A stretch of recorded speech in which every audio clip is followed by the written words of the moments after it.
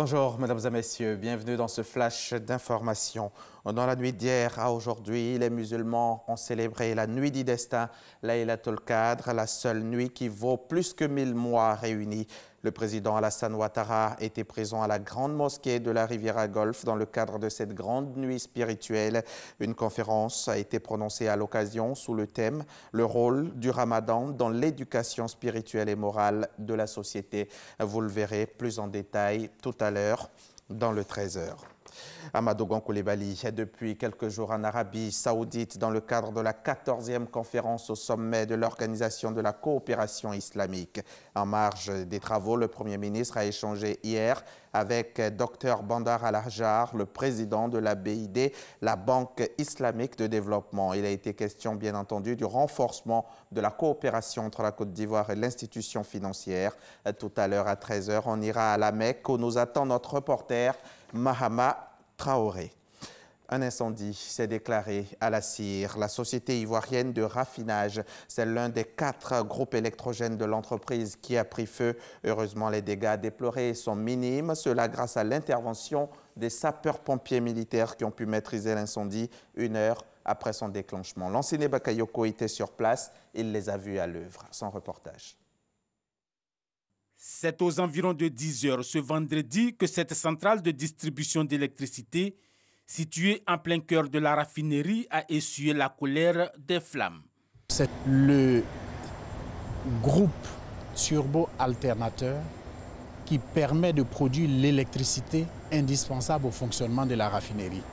C'est un de ces groupes, on en a 2, c'est donc un de ces groupes qui a enregistré une fuite d'huile de lubrification qui s'est auto-enflammée. Dès le déclenchement du feu, le plan d'opération interne au niveau de la société ivoirienne de raffinage a aussitôt été activé. Au bout d'1 heure d'intervention, les pompiers en faction avaient déjà maîtrisé le feu. Même si pour les tâches résiduelles, les soldats du feu ont bénéficié de renforts extérieurs. Les dégâts se sont limité au groupe turbo-alternateur qui a été sur lequel la fuite s'est déclarée. Et donc un deuxième groupe à côté, lui, n'a pas été touché grâce à la rapidité d'intervention. Malgré cet incendie pour le moins préjudiciable, l'approvisionnement des villes et villages en carburant n'est pas du tout menacé. Nous rassurons la population que cet incendie que nous avons eu et qui a été rapidement circonscrit grâce à la réactivité de nos agents n'aura pas d'impact sur l'approvisionnement du marché national et international en produits raffinés. D'ailleurs, le ministre en charge du pétrole, Abdraman Sissé, dépêché par le gouvernement sur le terrain, a pu s'enquérir de la situation. Au terme de la brève visite, il est retourné à son cabinet complètement soulagé.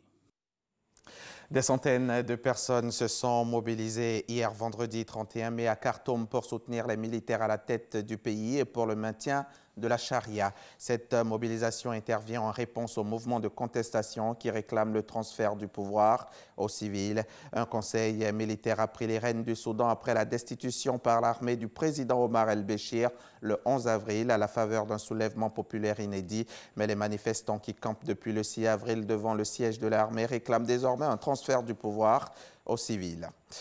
Pour la 15e semaine consécutive, les manifestants ont défilé en force dans plusieurs villes d'Algérie, pas intimidés par les nombreuses arrestations.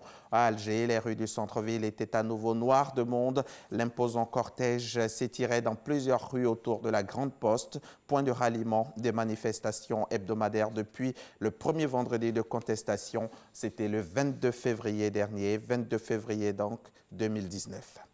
Donald Trump a confirmé ce samedi 1er juin que l'Inde serait exclue de l'accord préférentiel américain sur l'importation de marchandises à partir du 5 juin. Washington avait menacé début mars de sanctionner New Delhi, principal bénéficiaire de cet accord réservé aux pays en voie de développement en représailles aux barrières commerciales érigées par l'Inde.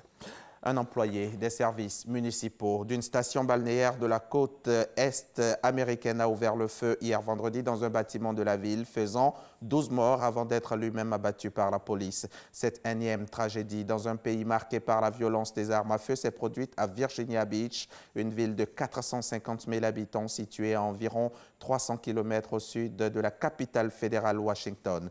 Depuis le début de l'année, les États-Unis ont déjà connu plus de 150 fusillades, de plus de 4 victimes tuées ou blessées, selon le décompte de l'ONG Gun Violence Archive. Au total, en 2019, près de 6 000 personnes ont été tuées par arme à feu aux États-Unis. Fin de ce flash. On se retrouve tout à l'heure à 13 h pour le point complet de l'actualité.